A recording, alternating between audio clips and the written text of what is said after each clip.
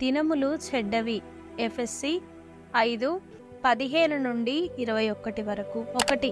సమయమును పోనీయక దేవుడిచ్చిన దినాలను ప్రభువు కొరకు సద్వినియోగం చేసుకోవాలి. ఎఫెసీ 5:15. 2. దినములు చెడ్డవి గనుక అజ్ఞానుల వలె నడవకూడదు. 3. దినములు చెడ్డవి గనుక జ్ఞానుల వలె నడుచుకోవాలి. 4. దినములు చెడ్డవి గనుక అన్నింటిలో జాగ్రత్త కలిగి ఉండాలి. 5. దినములు చెడ్డవి గనుక అవివేకులుగా జీవించకూడదు. 6.